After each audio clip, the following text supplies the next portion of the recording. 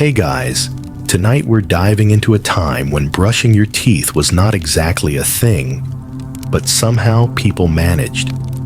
Imagine this. You're nestled in your blanket. Maybe your faithful pet is curled up next to you, and there's a comforting hum, possibly your fan spinning lazily in the corner. We're about to slip into an era where castles cast long shadows at dawn. Breakfasts were a bit less frosted cereal and more hearty gruel, and the brightening sky would have taken on hues that Instagram would envy.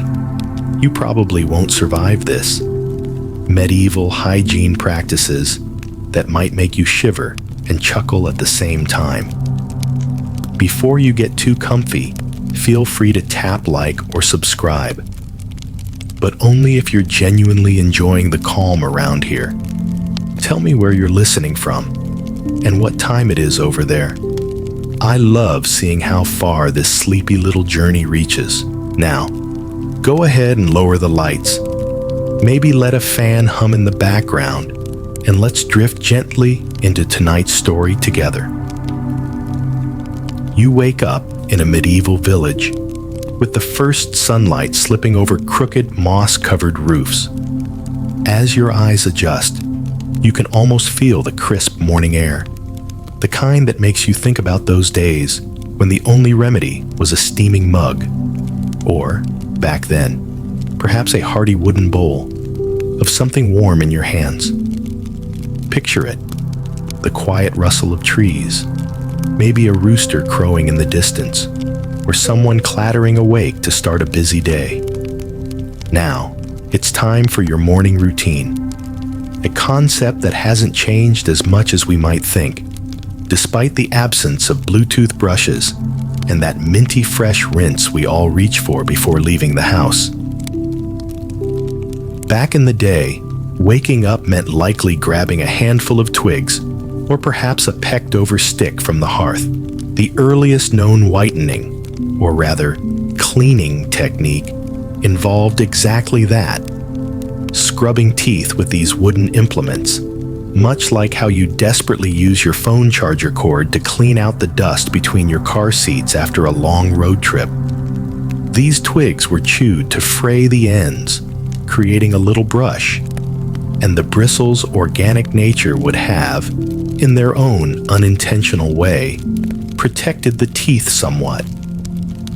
Imagine heading into your medieval kitchen, if you were lucky enough to have a space designated for cooking, and grabbing a handful of hazel or birch twigs, chewing away at them until they became your rudimentary toothbrush. Fact is, the philosophy back then was that cleanliness was partly divine. Frankly, most cleaning rituals were probably influenced more by the church than by any scientific understanding. But you know how it goes. Sometimes you gotta blend a little faith with those attempts to power through a lack of research. Kind of like sending up a prayer that your phone won't die when you're still miles from home without a charger.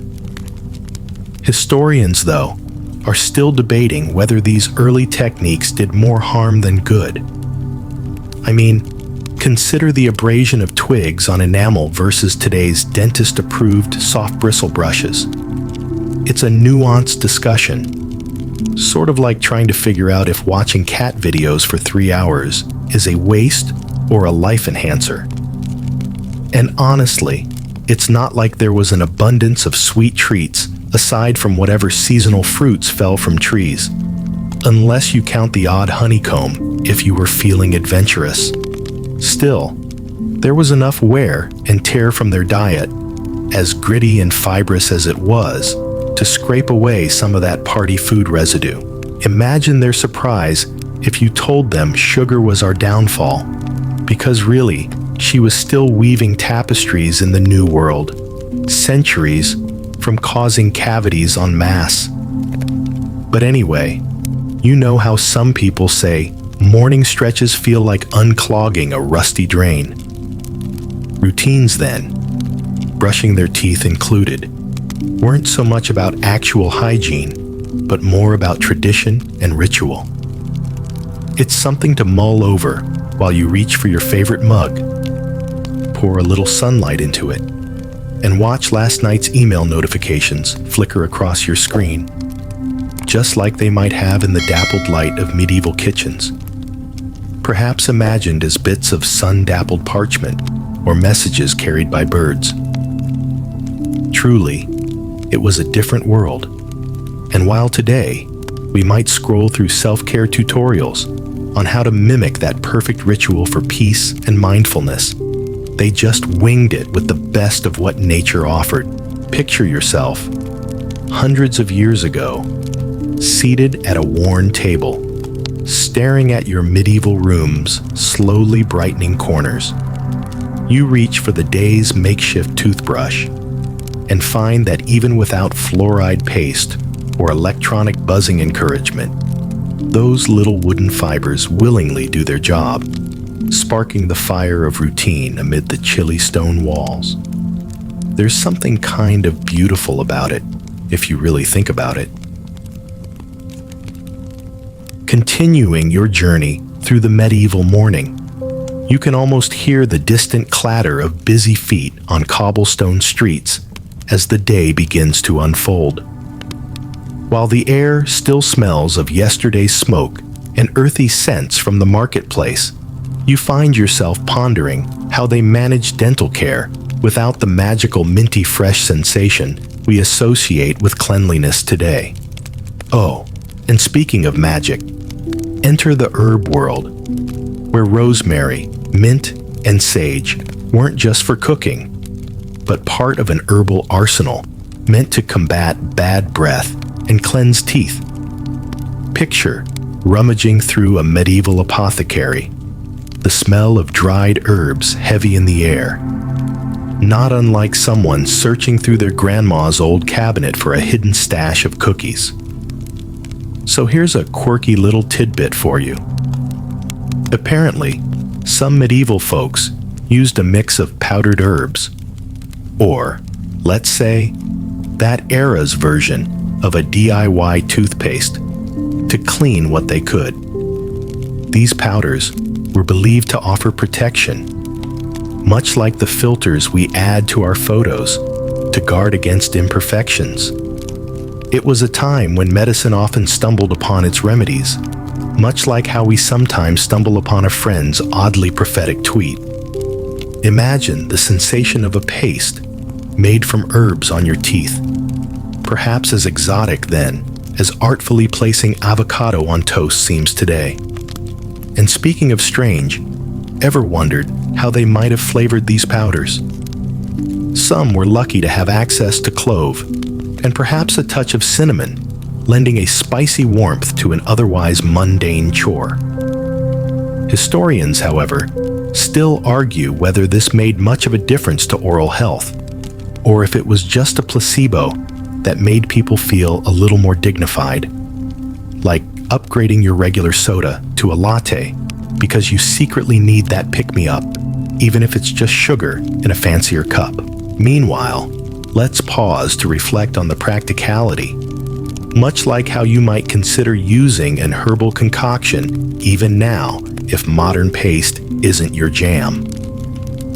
We're talking about times when accessibility was determined by social standing. Fancy herbs were like the original premium user upgrades. If you were of noble birth, you might be scenting your breath with sweet-smelling herbs as part of your privileged hygiene, drawing parallels to how the latest luxury wellness trends target the modern elite. But honestly, isn't it fascinating that this could be a precursor to the same kind of vanity that now keeps us captivated by influencer-marketed beauty products? Back then, they'd slather the mixture with the enthusiasm of someone trying a mask from that cutting-edge skincare line you just cannot resist adding to your cart, hoping for a minor miracle. After all, when it comes to personal upkeep, some things never change. Like our continual quest for an extra edge, sometimes literally to maintenance routines. All the while, historians remain at odds, Was the herbal mix a staple or an occasional treat for the privileged few? It's like the perennial debate of whether pineapples belong on pizza, a topic that refuses to die, making mealtimes just a bit more interesting. And amid all these herbal concoctions was the tacit understanding that what mattered was the ritual itself, the calming routine, the soothing aroma, if not the practical outcome. Sort of like deciding on a new playlist to accompany a late-night laundry folding. Let's admit, sometimes it's the sound of the thing, rather than the speed it gets done that counts. And of course, much like that playlist, you sit, grounded in the moment, embroiled in the sensorial ritual of the morning, brushing as herbs softened in your mouth and scents mingled with the life bustling outside your tiny wooden door.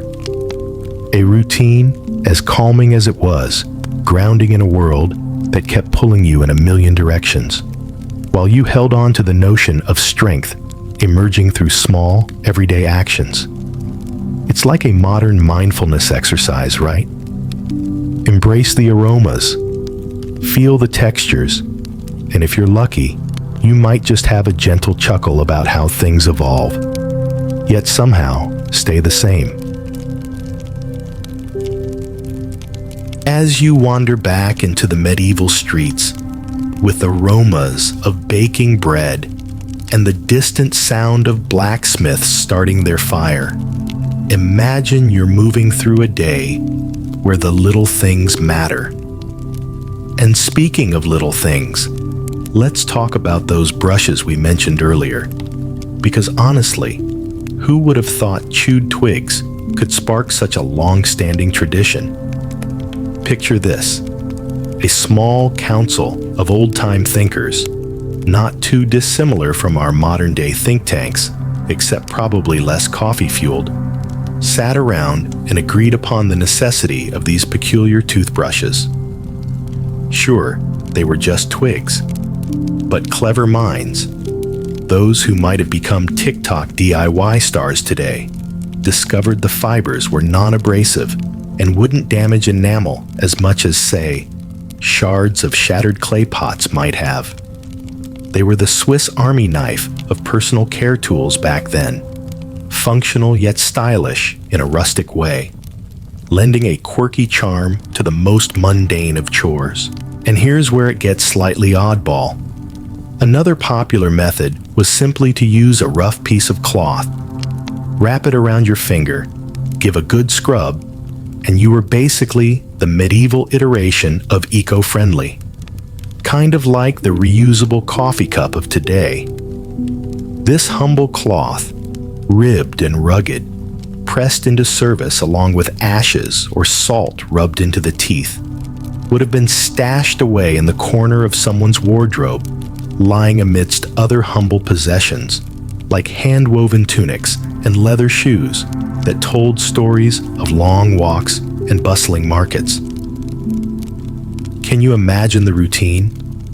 Walking into your wooden-framed bathroom, in some cases, just a barrel of water tucked away in a corner, and rubbing the cloth against your teeth. The sensation would have been far cry from the buzzing of an electric toothbrush or the tap-tap of rain on an old window pane. Yet to those folks, the routine was a blend of practicality and culture, reminding them of their place among nature's elements. Now, let's add a quirky note. There might have been early adapters who blended ashes with pig teeth for an extra clean feel. Cue the amused eyebrow raise, almost as if these medieval entrepreneurs were giddy with their innovative approach to brushing, unaware they might have been the wellness influencers of their time. Historians still argue whether these materials were ultimately damaging or, surprisingly, effective in reducing oral bacteria. It's one of those rosy debates that echo into the present, not unlike pondering whether taking cold showers boosts creativity or just gives you a chill. Imagine yourself embarking upon this strange ritual each morning, grounding in the rhythmic brush of cloth against enamel, well aware that your day was about to unravel as publicly and as unpredictably as a chain of YouTube comments. Truly, it's remarkable how they stuck to these archaic customs even amidst the age-old debate of hygiene versus habit, a struggle present and correct in today's world of ever-changing skincare routines. And as you continue, think of how you might place your medieval brushing toolkit back onto a sturdy wooden shelf by a cracked window where sunshine and dust dance, a humble bookmark to life's story awaiting the next daybreak. In this quiet, almost serene moment, connect with the ritual as a reminder of life's quieter beauties, a paradoxical journey of discovery and monotony, not unlike pondering the boundless excitement of unboxing a new gadget, only to find yourself ensconced in software updates for what feels like an eternity. This early morning ritual stretched the bounds of invention and imagination long before Apple released their first product. There's a comforting parallel in this continuity through centuries: robotics versus wood, metal versus cloth. And it's all kind of beautifully absurd, don't you think? As we step further into this medieval day, you're drawn down a bustling street where aromas of foods mingle with voices and the occasional bray of a donkey. Your mind wanders to think of how, after the morning's peculiar hygiene rituals, people would often turn their attention to something else, maintaining that fresh breath. Imagine, if you will, a time where mouthwash didn't exist, and instead, Mother Nature stepped in, offering her bounty in the form of mint, cloves, and even vinegar. Yes, folks of yore gargled with vinegar, in a move that feels as experimental as baking sourdough was back in early quarantine days. Now think of this. A concoction of mint and vinegar may sound like a salad dressing to us today, but picture back then, it was part of the defense against a common enemy: bad breath.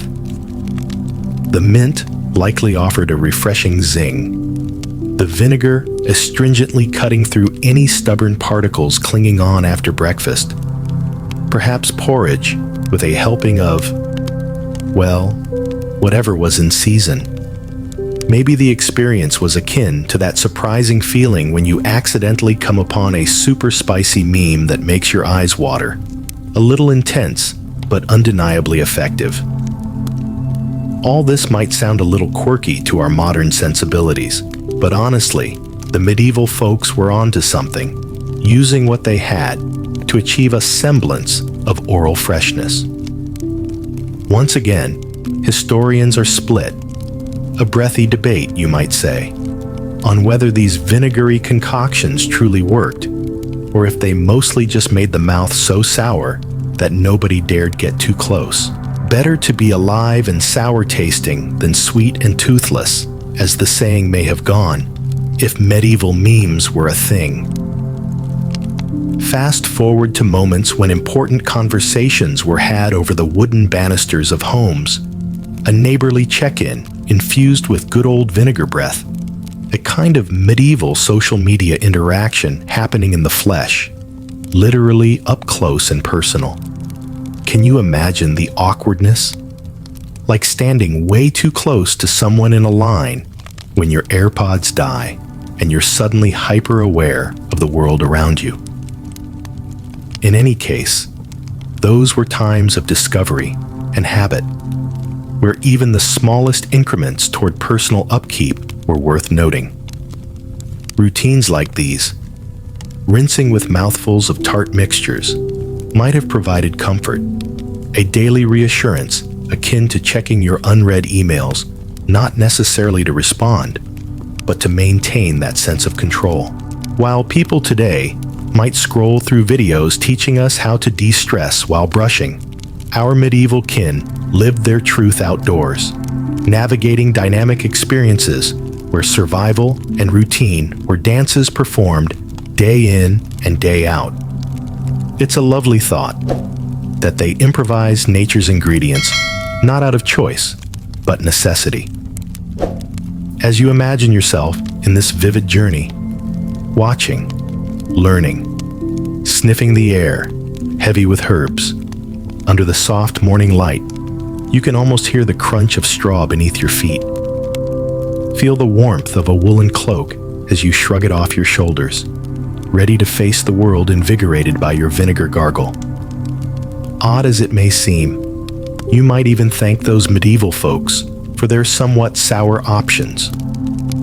They contributed to the evolving tapestry of mankind's relentless quest for a brighter smile and fresher breath, long before midnight infomercials tried to sell it in pretty packaged kits. And isn't that something to smile about?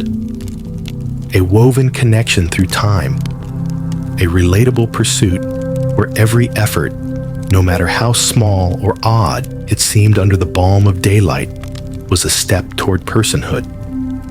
So here's to embracing your full self, medieval breath and all, as you rise to meet your day.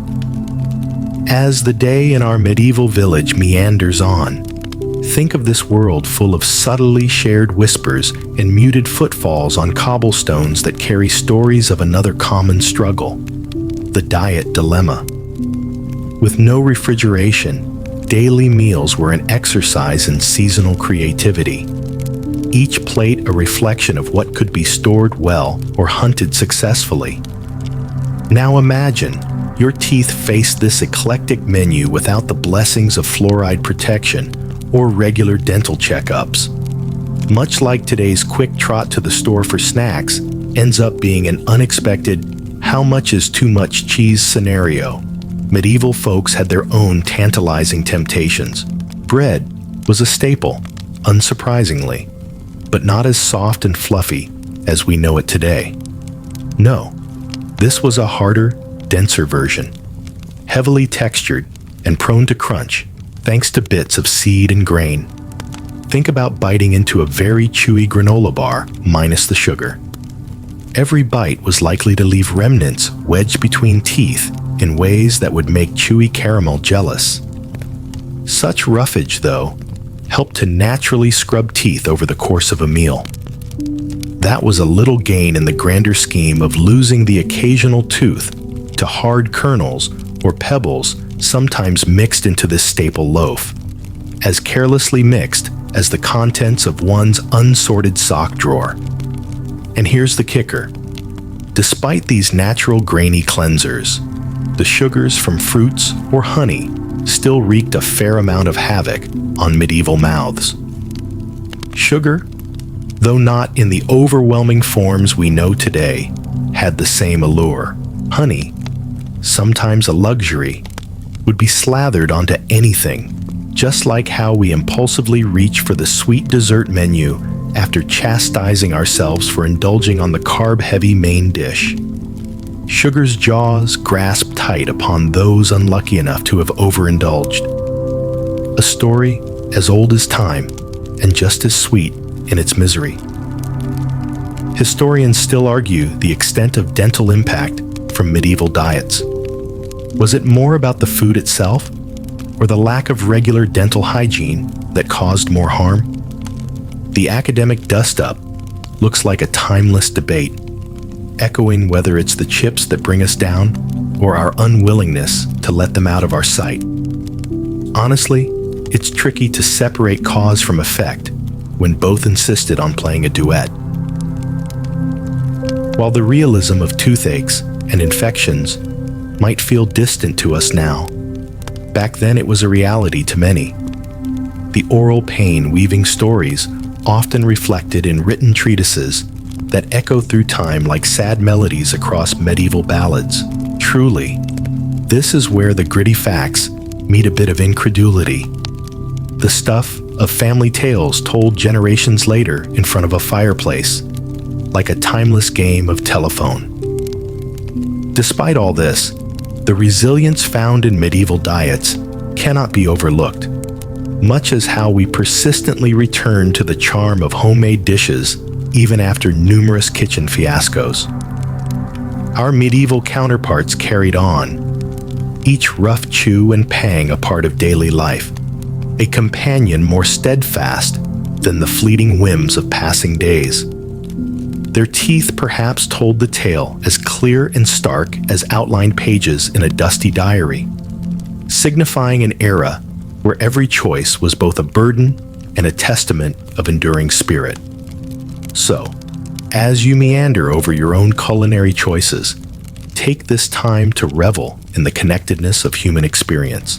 Whether it's sustaining on hearty medieval grains or today's expressive granola options, the endeavor to feed oneself and smile through troubles remains a journey shared, teeth undeniably included. The day presses on, and you find yourself following the lively winding paths of medieval village life, passing through spaces where the wisdom of ancient healers mingles with the everyday. These healers, part herbalist, part source of local gossip, sort of like the medieval version of a wellness vlogger, offered remedies for everything from headaches to, yes, dental discomforts. Imagine a cozy apothecary tucked into the corner of a bustling square, its shelves lined with odd concoctions and pungent herbs, each with a story and promise to tell. Should you have suffered a nasty toothache, perhaps the result of biting one of those stone-like bread loaves, your local healer might brew a concoction derived from herbs. Picture a bubbling pot, perhaps a bit too similar to the inventiveness of folks who make soup with whatever ingredients they have left in the pantry, hoping for the best. One curious recommendation would involve chewing on the root of a plant called toothwort, named both for its shape and its supposed ability to numb pain. Think of it like the medieval equivalent of popping a couple of painkillers, albeit with more earthy flavors and chewy textures. Here's a weird one for you. Sometimes, these wise souls suggested an early form of dental surgery, pulling out the offending tooth without anesthesia, a practice as unsettling as attempting to open a YouTube tutorial on fixing your phone screen after it's crashed onto cement. The idea may have been that removing the tooth would relieve not just localized pain, but every fault imaginable as well, like a miracle cure for a multitude of wrongs. Oh, and let's not forget the quirky method of trying to cure toothaches with incantations. Some healers believed reciting certain charms or prayers could soothe an aching molar.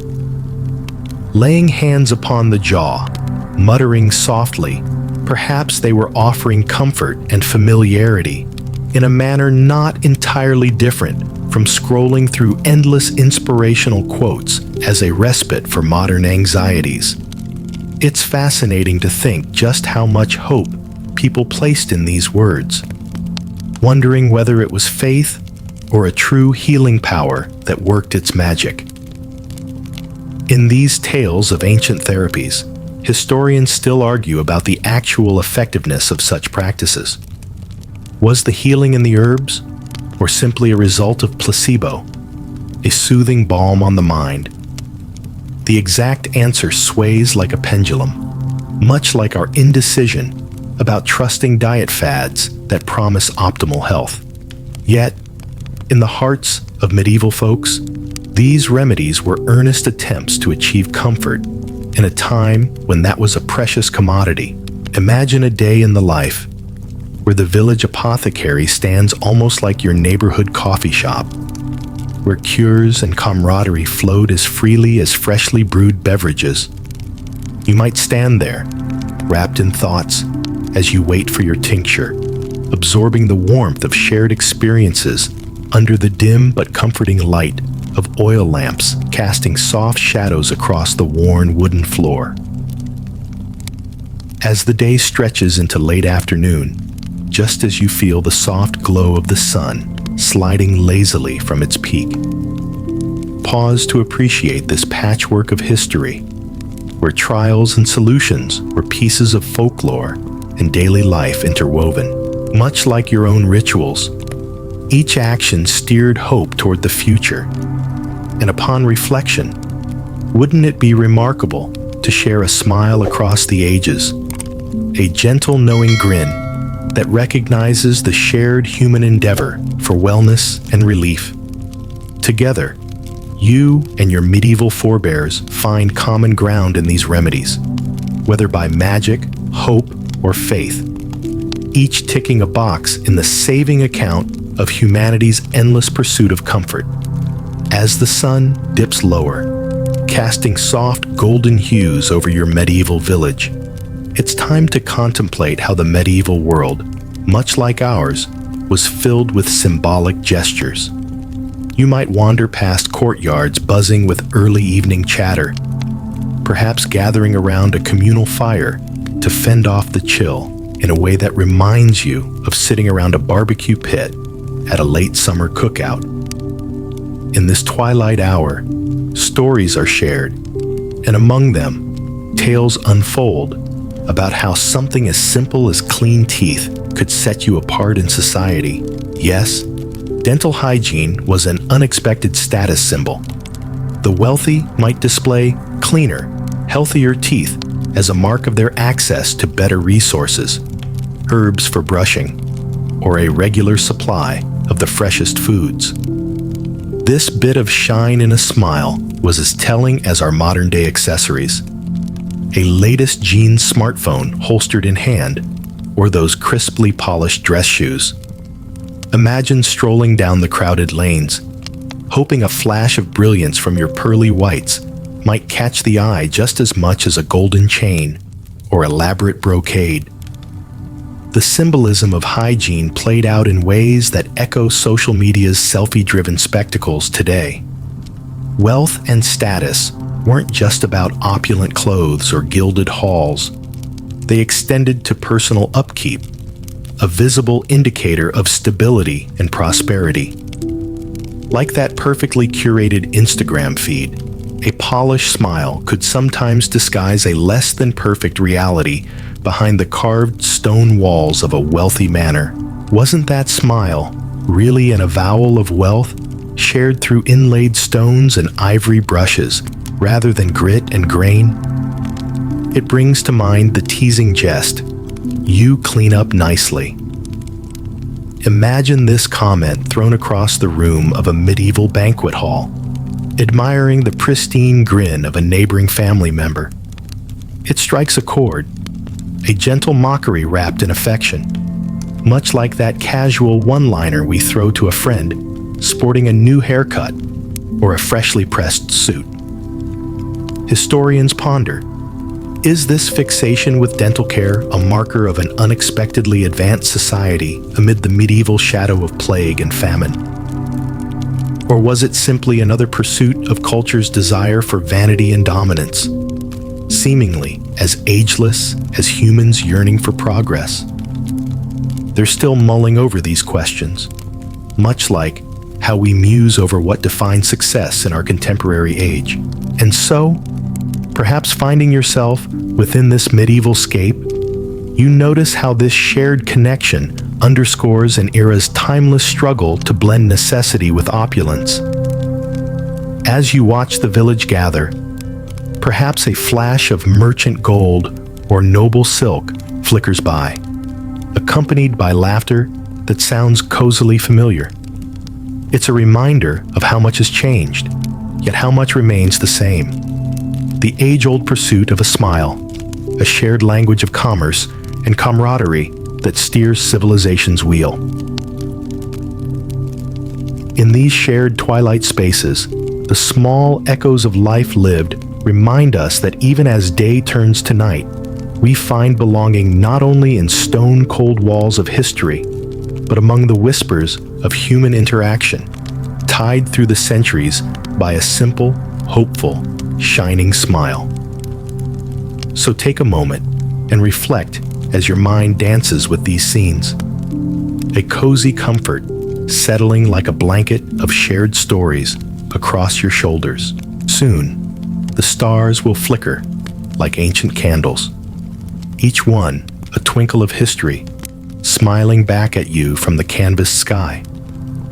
As evening deepens its hues over the village, you find yourself drawn into spaces where quiet conversations and shared meals take center stage.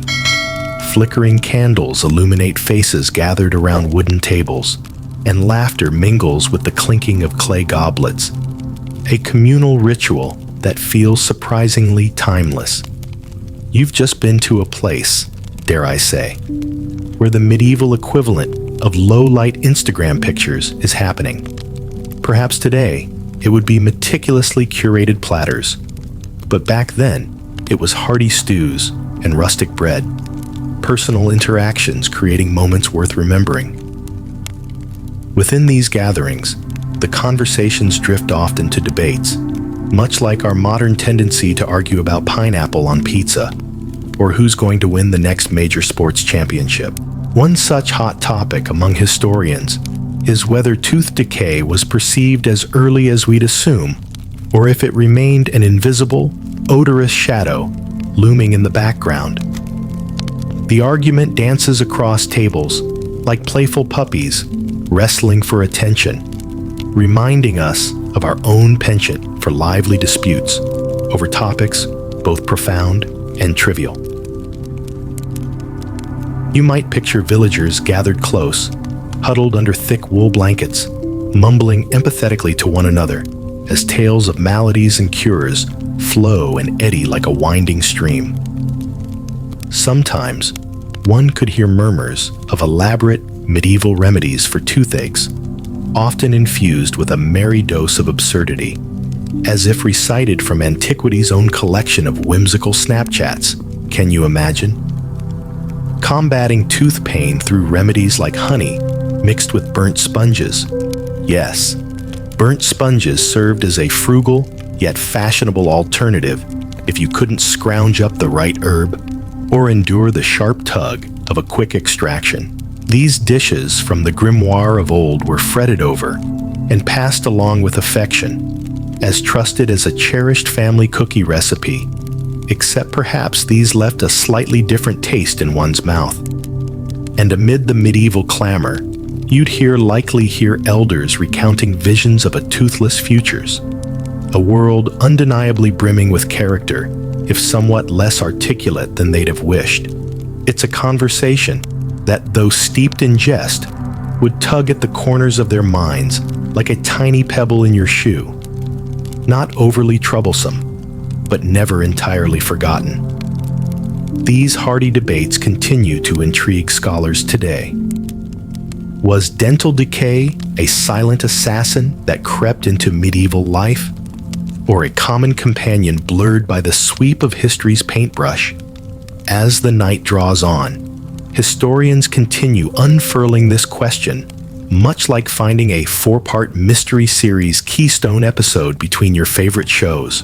The invitation remains open-ended and as promising as trying to snag the best food before it vanishes from the communal table. Through all this, one thing goes unchallenged: the resilience of the human spirit, always ready to share, to laugh, and to love, despite the shadow of discolored or missing teeth. Within those fire-lit conversations, wisdom and camaraderie prevailed, bridging the gulfs between belief and the marvels of folklore. It's a reminder that, at the end of the day, even the comforts of routine fold gently into stories of survival and kinship as indispensable elements of life we all share. So, let your thoughts linger a while atop this playful fabric of life imagined and lived, understanding that as day succumbs to night, we commune together across time and space with shared laughter, mutual warmth, and the feeling of belonging that wraps like a cozy blanket around our souls. In these moments, you cradle the solidarity of history, curling up beneath its soft-hued glow, as the stories spin quietly around us like tender, timeless lullabies. As night fully envelops the medieval village, the gentle flicker of candlelight and the warm glow of hearths create a soothing backdrop for tales of old. You imagine people winding down, releasing the day's burdens, much like sinking into your favorite oversized chair, with a cup of cocoa in hand. It's a time for reflection and for the weaving of stories as intricate as tapestries hanging on castle walls. A little bit of mirth, a sprinkling of mystery, anchored by the simple pleasures of companionship. Amidst these nocturnal gatherings, the subject of medieval dental remedies rarely remains hidden for long. There's a certain satisfaction in imagining how dental care evolved over time, even as you dig into those quirky remedies that toe the line between ingenious and, well, questionable. Imagine being told that rinsing your mouth with urine might preserve your smile. Yes, you heard right. In some places, it was believed that the ammonia in urine had magical cleaning properties. It's like hearing a current health hack so strange that your first instinct is to double-check its source. Then there's the tale of scraping teeth with bones. Yes, bones. Animal bones sharpened into rudimentary scrapers to remove stubborn gunk. Probably not destined to be headliner in those late-night infomercials promising dazzling smiles. It's as if necessity indeed became the mother of invention, with all the spontaneity of using a coffee stirrer as a makeshift bookmark. Nothing went to waste in a world where every task resonated with ingenuity born out of necessity and resourcefulness. And therein lies the heart of the debate that historians still entertain today. Was oral health ever given priority? Or were these methods mere placeholders for the true revelation of modern dentistry to come much later? Of course, this back and forth mirrors every hypothesis presented against current knowledge, much like our half-hearted sprints toward gym attendance that contradict our Netflix commitments. Yet, there's a certain charm in unearthing these peculiar practices and contemplating the insights they lend to human adaptability. Think of wandering through a medieval dental mystery tour, one where each room reveals a different age-old remedy, from herbal scrubs to peculiar rinses, creating a patchwork quilt of medieval medicine that speaks its own whispered stories. And even though you can hardly imagine implementing these practices in your nightly routine, their intent, delivering relief and support, still holds valid resonance across the ages. As you visualize the quiet end of a medieval day, remember that whether clad in simple garb or resplendent in royal finery, every individual shared a common bond: the search for comfort and sustenance amid the trials of life, the humble quest for fresh breath, the stretch toward a clean smile, the stories spun to outlast the longest nights, all echo humanity's enduring spirit. So as you wrap yourself in the night's comforting embrace, allow these whispers of yesteryear to lull you with the gentle acknowledgement that across all ages, there have been small steps and humble victories on the path toward wellness. Let history's embrace guide you into dreams, where old bones and ancient voices dance together in perfect harmony. Breathe deep, settle in, and drift softly into slumber, beneath an eternal canopy of shared human experience. The night deepens over the medieval village, and in the subtle quiet, there's a moment where everything feels as timeless as the breath you draw before sleep. It's a world cloaked in shadows, where stories, memories, and laughter weave between the stars, twinkling like distant candles in the heavens. As you snuggle further into this dreamy landscape, the topic of medieval plagues inevitably creeps into discussions. How they played a hand in shaping not only health, but notably dental lore and practice. Even the darkest times carry tales lit with the glow of human resilience. Imagine, if you will, the onset of a mysterious illness sweeping through communities like a chilling autumn breeze, altering the tapestry of life, and yes, inevitably impacting dental health. A plague could mean less access to regular meals of nutritious quality and fewer means for proper hygiene.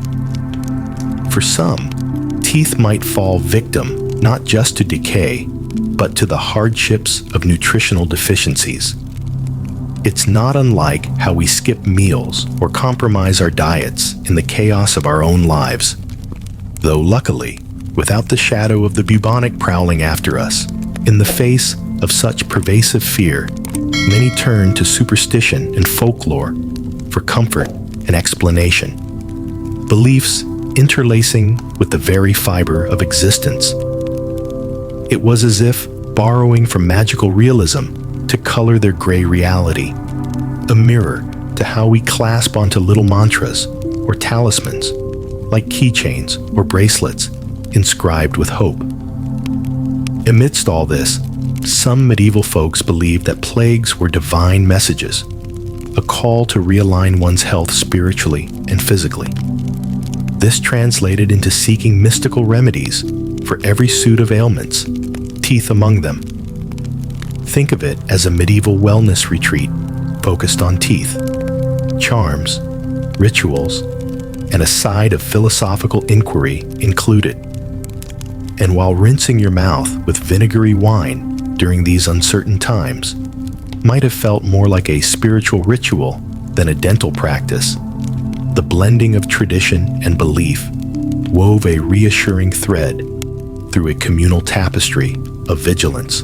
Historians still argue whether such rampant illnesses prompted an increase in mouth-related afflictions, or if the intertwined nature of orally carried bacteria was merely collateral damage from a time of widespread hardship.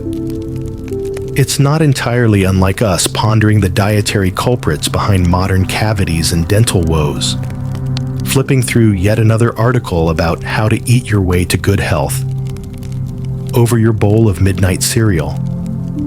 Yet, even in these shadowy facets of the past, there's an undeniable beauty in how communities clung to one another, spinning stories and dispelling fear through shared belief.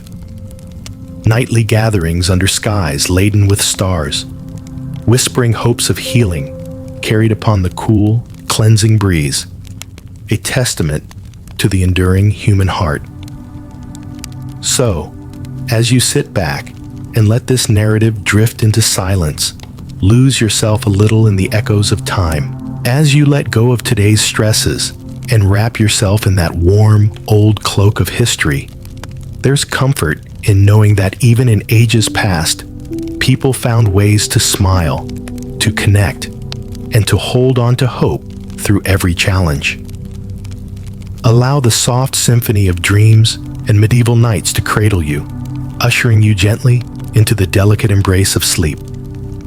With each whispered story floating by, like a dapple of gentle rain on the window, find peace knowing you are part of a grand continuum.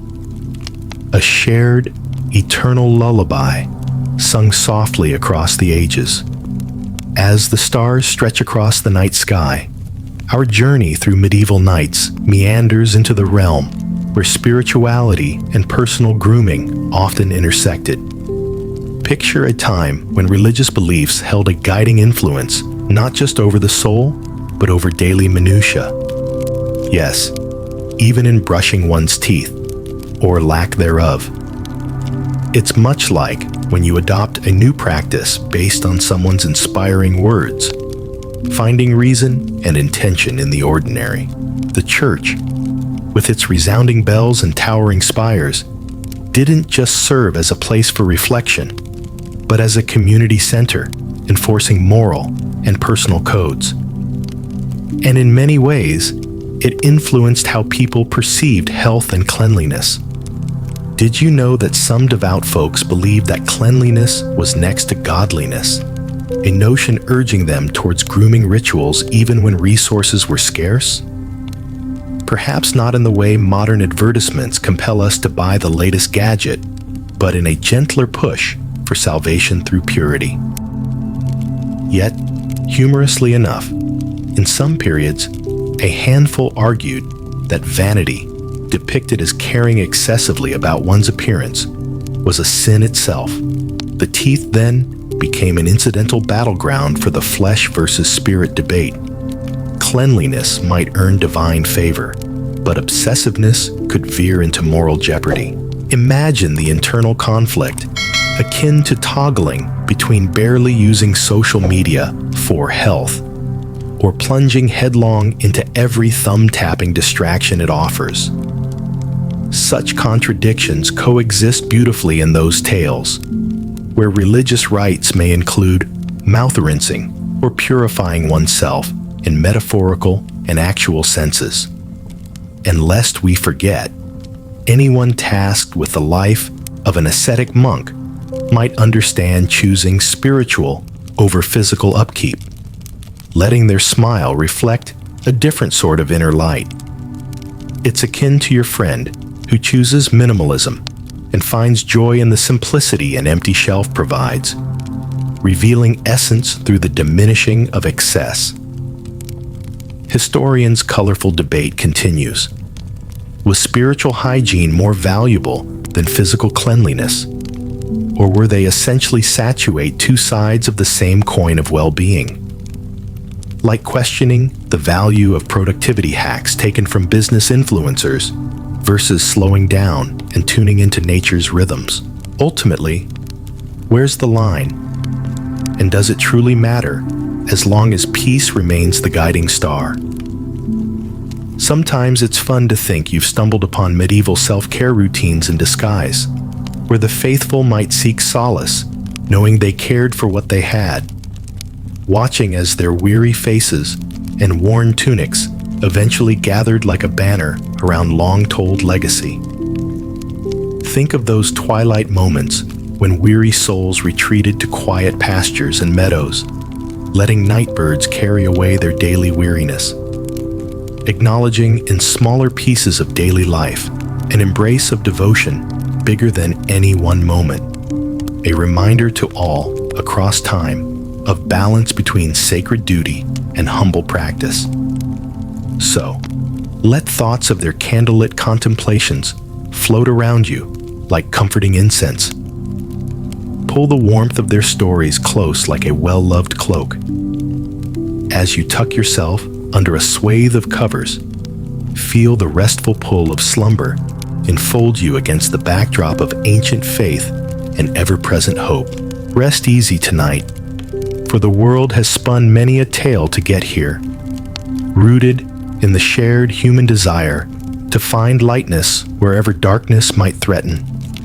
Sleep well, dear listener, and let us dream of past nights whispered into the tapestry of time, where every spark of faith, no matter how small, adds another star to our collective night sky. Now, as our story gently continues, the soft rhythm of the medieval village night brings us to a place where everyday simplicity meets the delightful absurdities of life. Picture evenings filled with contemplative moments by the hearth, where the mind wanders to those charmingly peculiar debates that could spark up over the clinking of ale mugs.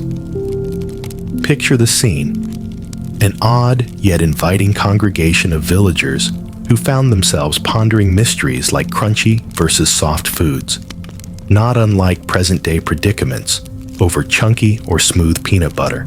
Yes, you'd be surprised at how universal such musings are, where the texture of food was once debated as earnestly as any theological matter. You see, in a time when dental hygiene knowledge was still budding, much like an early spring blossom, there were some who stood by the wisdom of chewing on crunchy foods to help aid the cleaning process. Perhaps it's akin to us telling ourselves celery with peanut butter counts as a snack and a broom for teeth. On the opposite side, you had proponents championing softer foods, arguing they were less abrasive to the enamel and far gentler on those medieval molars already tested by years of gnawing on coarse bread and dried meats.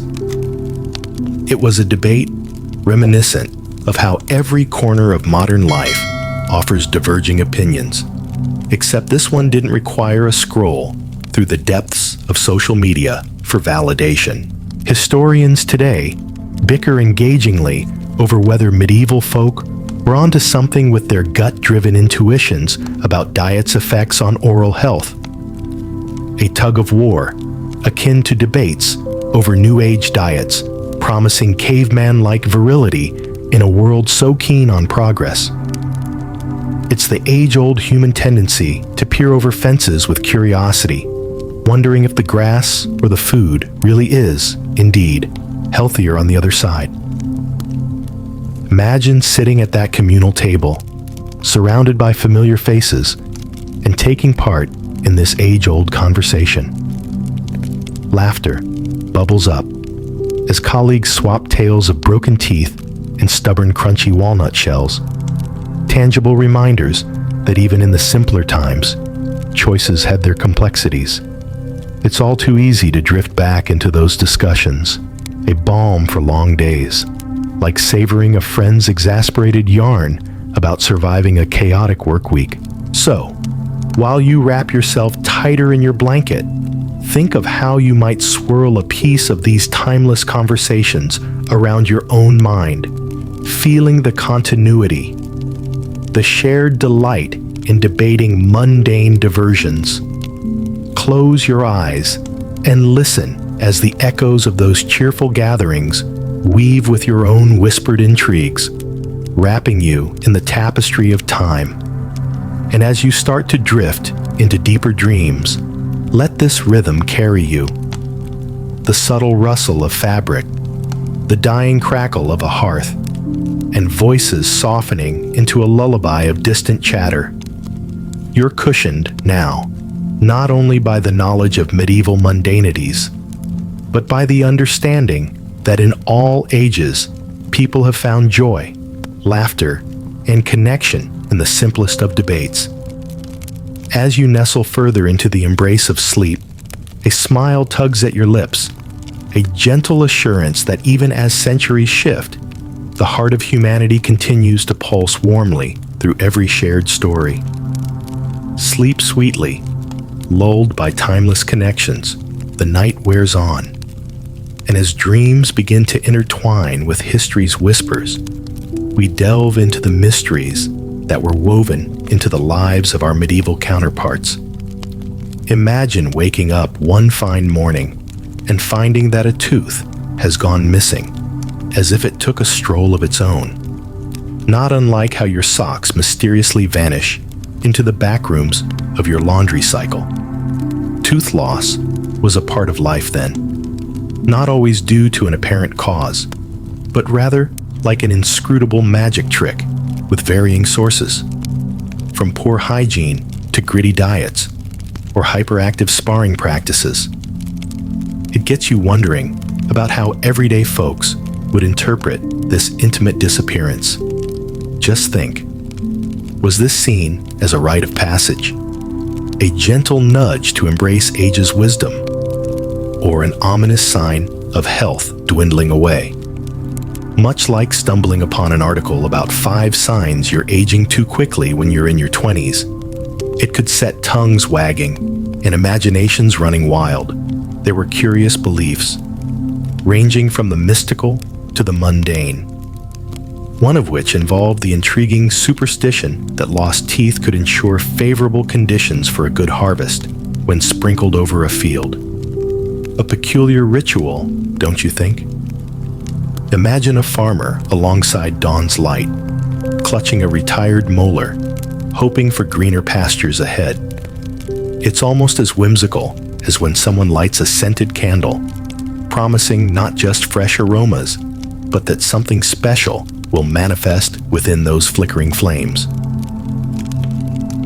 Of course, historians continue to dispute whether widespread tooth loss was more a storyline concocted by modern interpretations, or was it a testament to lackluster medieval oral care. It's akin to today's raging discussion over whether coffee helps focus or merely fuels our love-hate relationship with the snooze button, a debate as endless as time itself.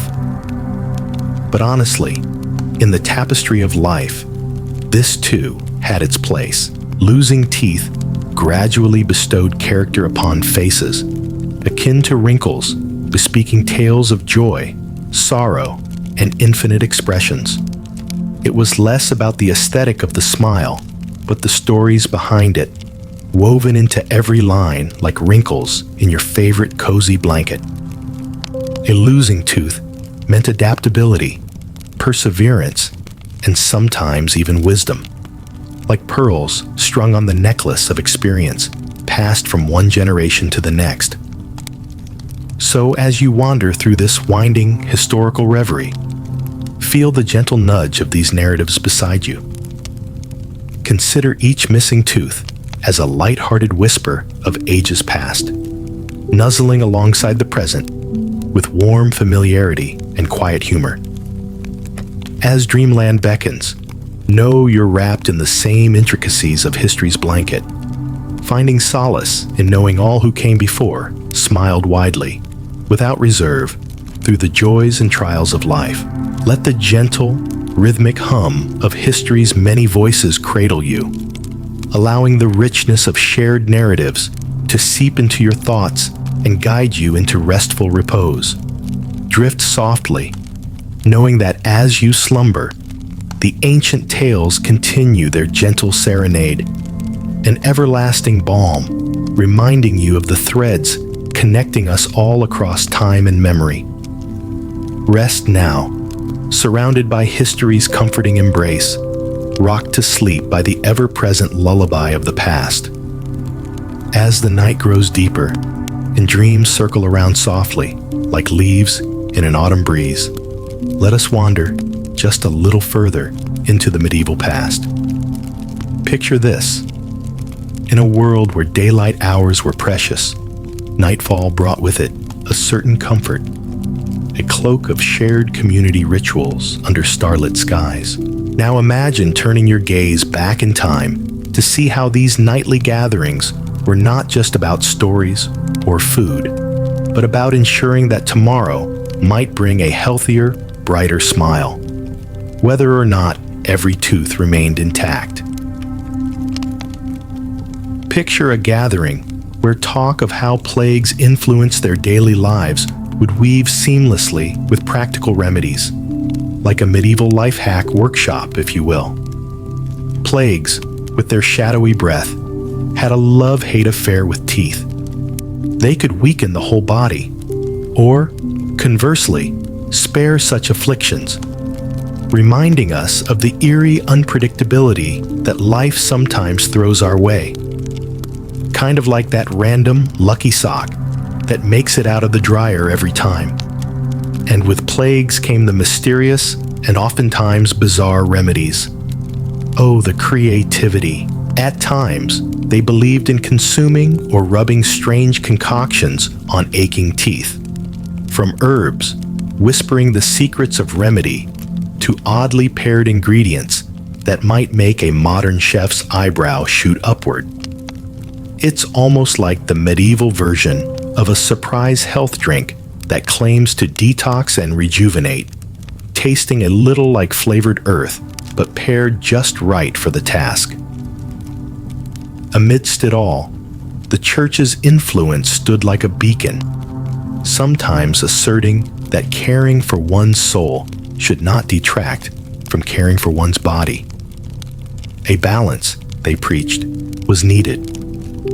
This resonates with our current understanding of wellness, where spiritual, mental, and physical health converge, like three well-loved bookmarks marking the pages of our life's favorite volume. Yet, Historians still squabble over whether the church truly granted importance to dental health, or whether this was merely a noble cover upon a lesser cause. Could it be they were ahead of their time? Or does devotion sometimes cloud the everyday, with visions tinted more divine than anything else? The arguments envelope us like a puzzle forever unsolved, inviting both understanding and curiosity. Envision the night settling deeply into the bones of a village, rooftops glistening beneath the moonlight, and the rhythm of life slowing to a gentle lull. The stars above scatter like cool droplets of light on a frosty morning, watching over villages with the vigil of 1,000 silent guardians. As your thoughts drift with these tales of medieval resilience, remember that these were the days unraveling into the tapestry leading to our now.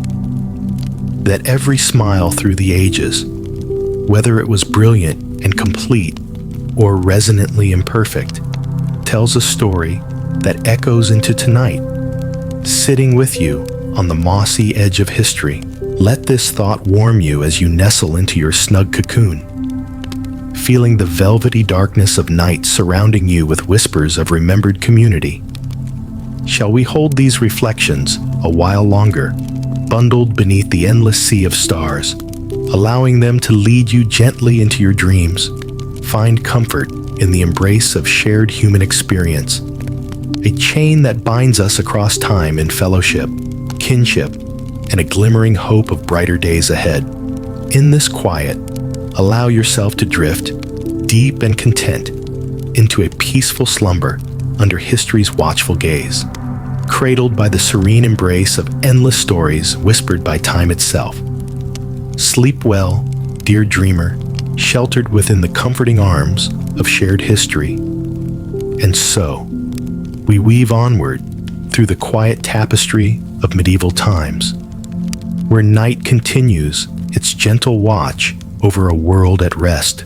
The final chapters of our story find us exploring the enduring influence of medieval dental practices that, once upon a time, shaped the smiles we encounter today. Picture the simplicity of a medieval artisan's workshop. Colorful potions, muslins, and mortars litter the wooden tables, much like the organized chaos you might find in an artist's modern studio, where creativity births unexpected wonders. In those days, perhaps health felt like an alchemist's game, orchestrating life's ingredients, blending belief, trial, and error. Medieval wonders, like crushed eggshells or oyster shells, were ground and sometimes mixed into concoctions for a cleaner, brighter appearance, akin to the eccentric faces of cooking shows, where flavors and chemistry meet in vivid, unexpected harmony. This curiosity, for both the educated clergy and empathetic healers, captured imagination that seemed almost destined for a medieval tabloid column. Had Instagram stories existed then, as knowledge expanded, passed between the flickering shadows of candlelit rooms and the rare tomes of wisdom, these early ideas paved pathways that trickled down to more substantial practices. It's peculiar to think each inconspicuous try and error moment nudged humanity closer to that glistening world of mint toothpaste and sonic toothbrushes. Sort of how each tawdry mistake leads you to that perfectly polished version, ready to face the world anew with a radiant smile. Yet the debate endures, whether these bygone practices held sway by merit or merely nostalgia, clinging with a persistence we might liken to keeping an old sweatshirt long past its prime. Was there more than simple curiosity holding people, whispering across ages, enticing us to lean in and listen to tales of ground herbs, charmed potions, and whimsically audacious hygiene strategies? Perhaps it's less the validity of practices now faded into history's echoes, but the common thread binding it all, the determination to care for oneself, the earnest wish to meet each day resilient, empowered. Like the rising sun casting warm light upon dew-speckled pastures, each era shares an unyielding hope, despite the dark age's daunting shadows. Historians continue to converse passionately over their manuscripts, pondering these messages scattered through antiquity with the reverence of finding notes tucked between pages of a cherished book from a distant friend. Tonight, we rest upon these thoughts, a nod to inquisitiveness shared through generations. As you lie snug in your cocoon of blankets, let your mind indulge in this gentle reflection. Neither time nor place diminishes the light those old practices still cast upon the present. Let your eyelids flutter gently, embracing the drowsiness that beckons you toward dreams. These stories, woven through the fabric of time, are melodies played upon the strings of shared experience. And as the lull of slumber envelops you, feel grateful for the wisdom of the past, like moments spent gazing into the ineffable beauty of night skies, where countless stars glimmer, old yet vibrant, tracing celestial lineages of stories echoing into eternity. Here, in this serene lullaby of history softly spoken, lay your head down gently. Know that as dreams gather like clouds on horizons yet uncharted, you are cocooned by an endless tapestry of stories, basking in the untamed beauty of what once was. Allow the gentle embrace of night to whisk you away, to where dreams unfurl with infinite grace beneath the tender, watchful eyes of countless generations. Drift softly, dear dreamer, cradled by the comforting whisper of ages past, a treasured bedtime tale spun from the eternal glow of shared human experience.